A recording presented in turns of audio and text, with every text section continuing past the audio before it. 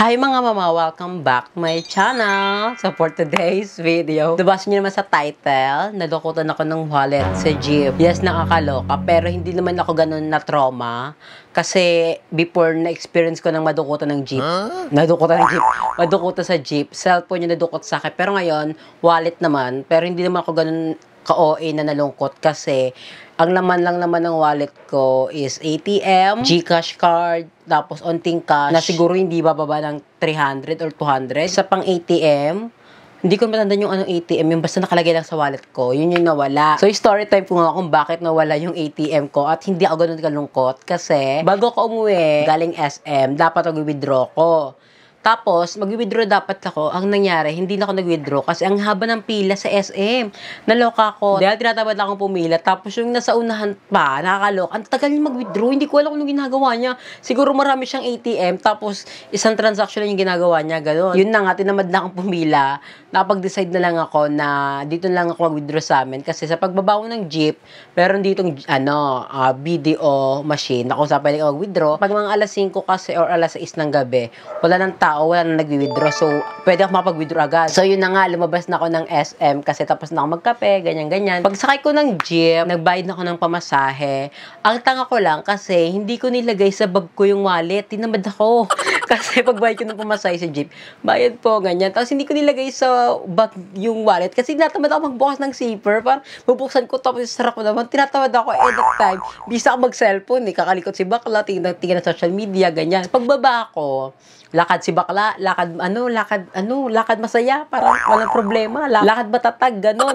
Lakad si bakla. Tapos, nandun ako sa ATM na, kinabahan na ako kasi sabi ko, ay shit, alam ko sa sarili ko na wala sa bag yung wallet ko. At that time, ang hawak ko lang cellphone. So, nagtataka ako, wala, saan yung wallet ko? Syempre, alam ko naman sa sarili ko na wala yung wallet sa bag ko. Chinek ko pa din. Check ko nga, saan nandito, Lord. Wala. Sabi ko, ay, nawala yung wallet ko. Tapos, after nun, hindi na ako nakapag-withdraw. Ang nangyari na lang, nag-ano lang ako, na QR code ng, ang tawag ito, QR code withdrawal.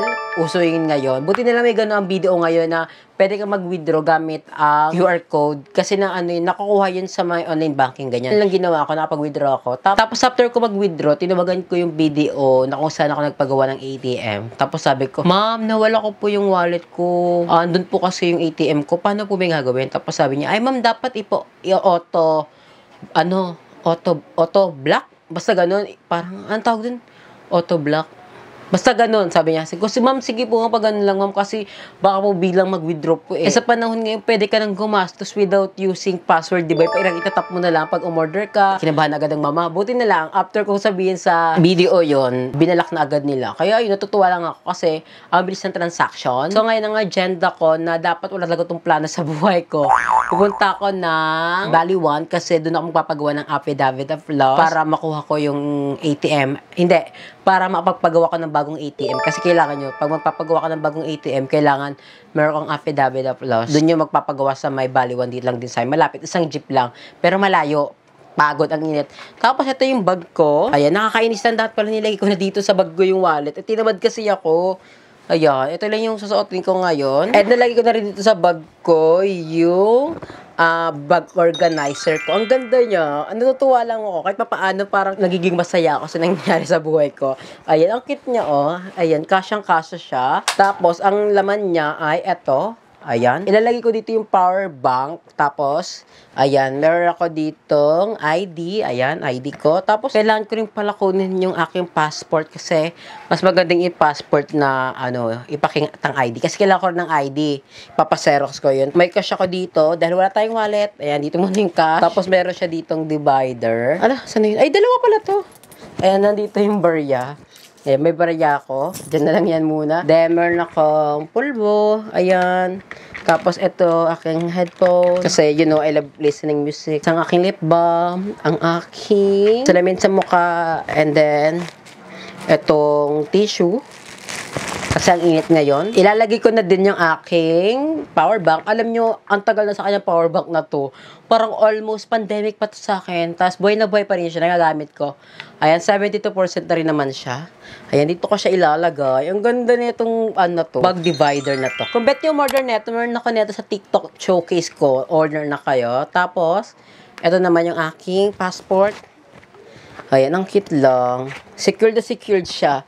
Ayan, I love it. Nasaan lang to? Around 160 pesos ata. Ganyan. Tapos free shipping. I love it. So, tara na. Let's go. Kasi magpapagawa pa ako ng affidavit of loss. And then, after ko magpagawa ng affidavit of loss, pupunta naman ako ng BDO sa May Santo Niño. Kasi doon ko pinagawa yun. Kasi papasok ko lang yun. Then, mga after 1 week lang ata, makukuha ko na. Tapos, ang sabi sa akin, magabayad pa daw ako ng 300 pesos. Kasi, yun daw yun sa pagpapagawa ng ATM. Hindi ko alam kung eme or totoo, I don't know. Pero ganun pa man, tara na, let's go. Kasi ang init. Nagpapawisan na ako. Okay lang ba yung damit ko? Ano pulit ako? Parang hindi ko siya trip. Parang ang laki kasi nandito, oh. Parang ang luwag tingnan. Hindi ko alam kung bagay ba sa akin or hindi. Ang init, na-stress ako. Nakakababa ng self-esteem tong init na to, ah.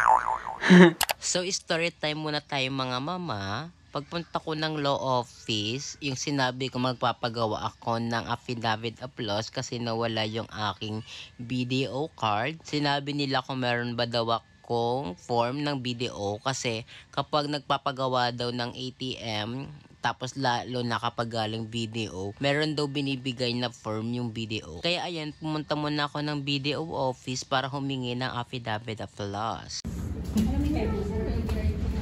Ay, ito ang dalawa po. Ito, for blocking. Ano po? For blocking po. Okay. Ayan yung replace. Okay, thank you. Ma'am, ito lang po ba, ma'am? Or ito din? Okay na. Thank you. Ito, ma'am, pwede ko na po itong iuwi? Okay. Thank you so much. May babayaran po ba ako? Doon na sa ano? Sa atas? Yung replacement 150. Pwedeng 150 babayaran ko na? Or pag nabigyan? pag punta mo na lang. Okay, thank you. Pag nagbigay po ng 150, mga ilang araw po bago makuha yung bag? 3 to 5 bucks. Okay. Thank you so much. Okay ng ID. ID, sure po. Pwede na po ba yung passport? Ito po.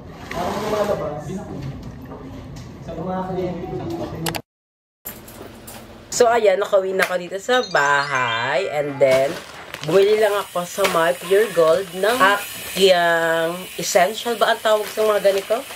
Bili ako ng Colgate kasi wala na akong Colgate. Bili din ako ng isang sabon. Hindi naman ako maarte sa sabon. Ang gusto ko lang sa sabon is yung kapag ginamit ko siya mabula, tapos mabango, okay na ako doon. Ayaw kasi ng sabon kapag nagsasabon tapos hindi mabula. Parang ang lagkit. And ang aking Keratin Plus, ang aking conditioner. Ito lang yung nabili ko sa Pure Gold kasi doon sa may BDO, Santo Niño, meron dong Pure Gold. Kung saan kami nagpo-Pure Gold dati nila Kuya Lloyd, ganyan. So, dagdag ko lang kasi yung pinanood ko yung unang clip ko, napansin ko, may mga hindi ako nasabi. So, ngayon ko siya sasabihin. Sabi ko nga, di ba, hindi ako ganun kalungkot kasi hindi ako nakapag-withdraw. Kasi kung nakapag-withdraw ko nun sa may SM Sukat, tapos nawala yung wallet, mas malungkot ako nun kasi, kaya ako mag-withdraw kasi mag-birthday si mama. Eh, kapag nag-withdraw ko nun, paano panganda ni mama, di ba? Buti na lang talaga, hindi ako nakapag-withdraw that time. Kasi kung nakapag-withdraw ko nun, anong ihanda ni mama?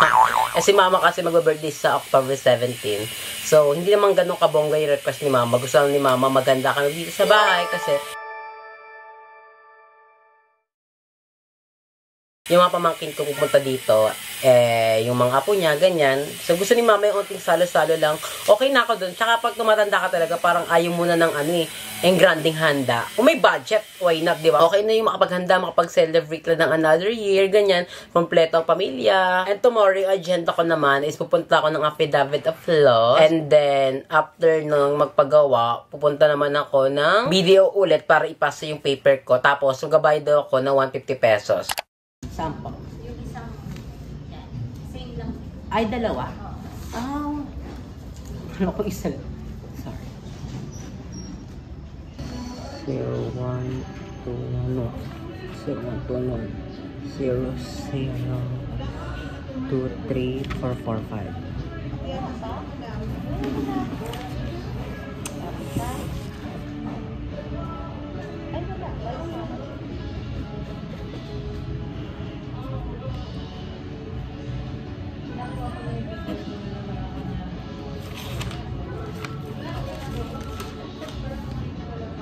Okay na po ba ito, ma'am?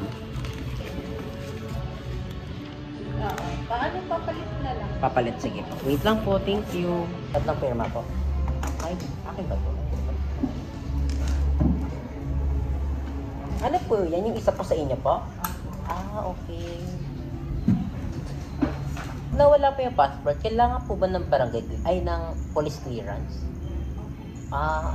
Kailangan yung pag sa passport.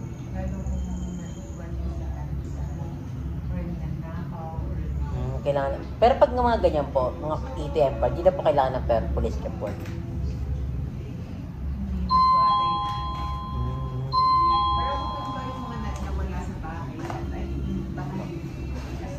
Depende po sa requirement sa inyo po. Pag na-record, makapunta. Okay na po. So ayan, nakuha ko na yung aking churunot. Affidavit of loss. Hindi mo siya mahirap. Madali lang siya. So ngayon, on the way na ako sa my BDO para ipasa to. Sana maabutan ko pa kasi mag-aalas 5 na. 5:30 ang close doon. Pero aabot naman tayo, feel ko. So tara na, let's go! I'm happy! Ito po. Hindi kita po magpapapalit ka na rin ba? Apo. Ano po yung, what do you mean pa papapalit ko? Na wala yung ATM card mo. Apo. Magre-request ka ng ATM. Yes po.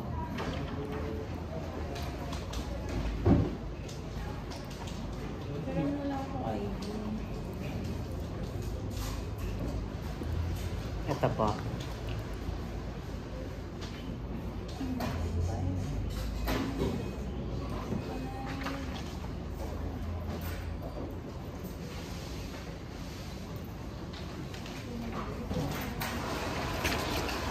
Okay. Account number.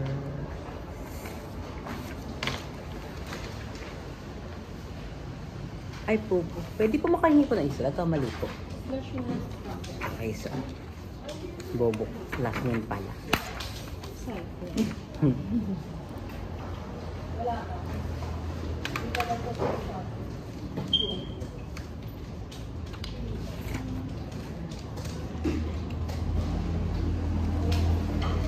Pero napablock mo na itong ATM. Apo, yesterday po.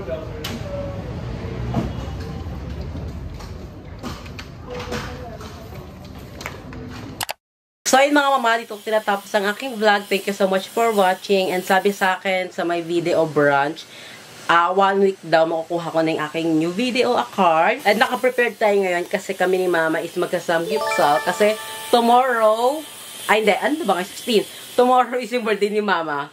So parang early celebration. Nabubuhay pa, early celebration to ni mother. Nag-request kasi si mama ng samgyup. Tapos yun, sabi ko mag-samgyup na tayo para at least matry mo naman. Si mama kasi, ayaw ni mama ng samgyup kasi si mama, gusto ni mama talaga, puro isda, gulay. Sa samgyup, binibenta naman dun, puro meat. Tapos kung may gulay man, hindi naman gano'ng kabongga. So, ayun lang. Ay, may rami na, pwede ka pala mag-meet, pero kung mag-meet ka, hindi worth it kasi 599. Di wag ka naman mag-samgyupsal, mag-meet ka na, ay mag-gulay-gulay ka na lang, diba? Si mama kasi, minsan na mag-request yan. So, nagulat ako sa gusto niya. So, mag-samgyup kami. Ang haggard. Pagod na pagod ako. Ang init ngayon. So, yun lang mga mama. See you on my next vlog. Bye! And anday ko ng laundry. Papo-laundry kayo sa next vlog lang siguro. Ayan. Di ba? Ang dami agad. Bye!